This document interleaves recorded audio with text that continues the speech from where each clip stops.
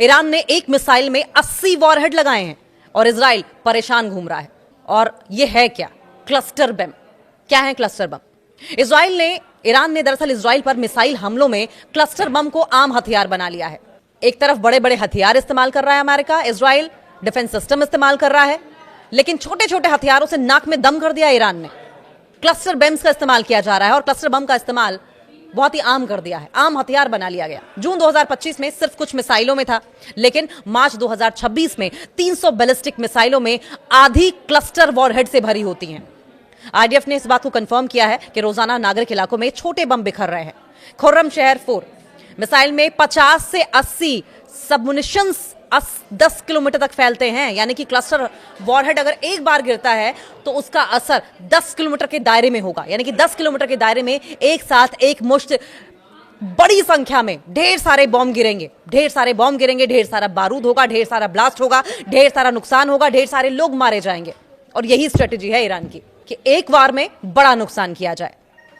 Iran ने Israel पर missile हमलों में क्लस्टर बम यानी कि क्लस्टर म्यूनिशंस का इस्तेमाल अब एक आम हथियार बना लिया है। जून 2025 के 12 दिनों में युद्ध में यह सिर्फ कुछ मिसाइलों में था, लेकिन मार्च 2026 के मौजूदा संघर्ष में ईरान ने अब तक करीब 300 बैलिस्टिक मिसाइलें दागी हैं, जिनमें लगभग आधी यानी कि 50% में क्लस्टर वॉरहेड था।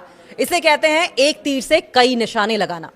और ये एक बड़ा बदलाव है। इजराइल की सेना आईडीएफ ने पुष्टि की है कि ईरान अब क्लस्टर बम वाले वॉरहेड को लगभग रोजाना इस्तेमाल कर रहा है, रोजाना तबाही मचा रहा है, रोजाना अमेरिका के जो मिलिट्री पर्सनल्स हैं वो मारे जा रहे हैं, आईडीएफ के पर्सनल्स मारे जा रहे हैं, लोग मारे जा रहे हैं, जिससे नागरिक इलाकों में छोटे छोटे बम बिखर रहे हैं और छोटे छोटे बम बड़ी तबाही मचा रहे हैं। मार्च 2026 में इन हमलों में कम से कम 3 लोगों की मौत हुई और कई लोग घायल हुए।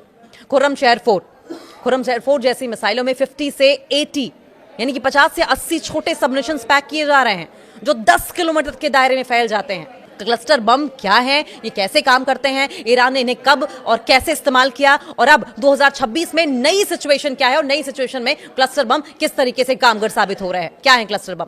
ये एक ऐसा बम है, या ये कह लीजिए क्लस्टर बम एक ऐसा हथियार है, एक ऐसा वेपन है जो हवा में फूटकर दर्जनों या सैकड़ों छोटे छोटे बम यानी कि सबमिशंस को बिखेर देता है।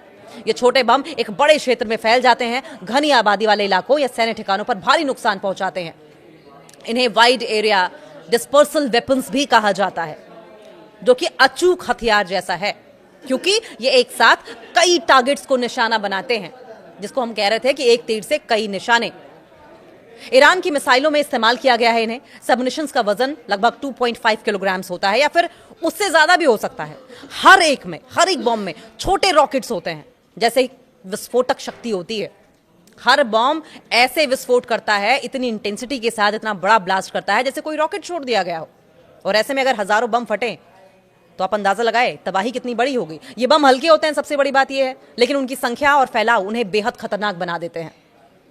क्लस्टर बम कई प्रकार के हो सकते हैं, जैसे कि विस्फोटक, आग लगाने वाले या फिर एंटी टैंक, यानी कि मल्टीपर्पज बम है ये। और इसका तोड़ बड़े बड़े हथियारों से भी क्या निकालेगा अमेरिका या इजराइल।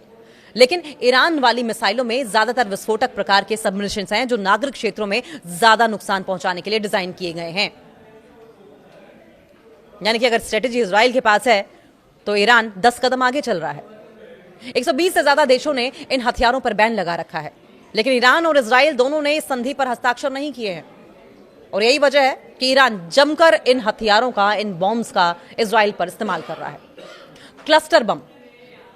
क्लस्टर बम एक बड़े बम या मिसाइल के अंदर पैक किए जाते हैं। जब मिसाइल अपने लक्ष्य के पास पहुंचती है तो उसका वॉरहेड हवा में आमतौर पर 7 से 10 किलोमीटर की ऊंचाई पर फट जाता है, जिससे कि छोटे छोटे बम निकलते हैं जो एक बड़े क्षेत्र में बिखर जाते हैं और फिर ग्रेविटी यानी कि गुरुत्वाकर्षण की वजह से जमीन पर गिरते हैं, विस्फोट होता है, तबाही होती है और मंजर तस्वीरों के जरिए आप देख ही रहे होंगे। खुर्रम शहर 4, सोजिल 2, एमाद और गद्र जैसी ईरानी मिसाइलें अब क्लस्टर वॉरहेड ले जा सकती हैं, जिनमें 50 से 80 सबमिशंस तक फिट हो सकते हैं। वॉरहेड डिजाइन विशेष रूप से बनाया जाता है, जिसमें दर्जनों छोटे बॉम्ब एक कंटेनर में रखे जाते हैं जो हवा में खुल जाता है, ब्लास्ट करता है नीचे आकर। मिसाइल में सेंसर या टाइमर होता है जो तय ऊंचाई पर वॉरहेड को फटने का निर्देश देता है। छोटे बॉम्ब बिना किसी नियंत्रण के फैलते हैं, जमीन पर गिरते ही फटने के साथ डिजाइन किए जाते हैं। हालांकि कई बार टेक्नोलॉजी खराबी से कुछ बम नहीं फटते जो लंबे समय तक खतरा बने रहते हैं। 2026 के हमलों में ये बम बिना गाइडेंस के थे, जिससे कि वे और भी ज्यादा अनकंट्रोल्ड हो गए थे। इजराइल की एयर डिफेंस को भी चुनौती दी गई थी।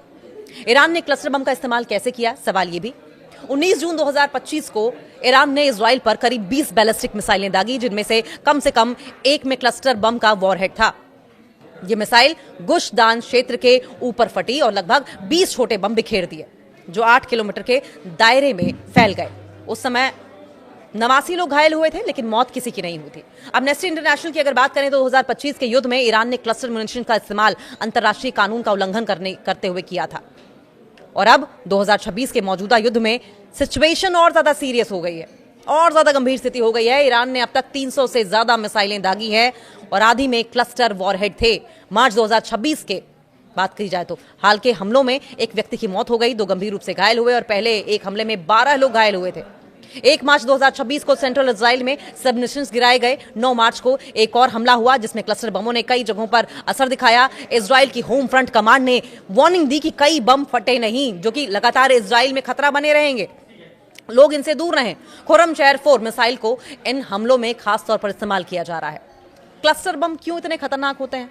क्लस्टर बम अपनी अंधाधुंध प्रकृति और लंबे समय तक खतरे के कारण बहुत ज्यादा विवादास्पद है। और अब 2026 में इनका इस्तेमाल इतना बढ़ गया है कि एक मिसाइल से बिखरे छोटे बम 10 किलोमीटर के दायरे में फैल सकते हैं, जिससे कि नागरिक और सैन्य लक्ष्य दोनों प्रभावित होते हैं। गुशदान और सेंट्रल इजराइल जैसे घनी आबादी वाले क्षेत्रों में ये बहुत घातक साबित हो रहे हैं। हालांकि कई देशों ने हस्ताक्षर किए हैं कि इन बमों का इस्तेमाल नहीं किया जाएगा, लेकिन कहते हैं कि प्यार और जंग में सब कुछ जायज है, और यही इजराइल और ईरान करते दिखाई भी दे रहे हैं इन बमों के साथ।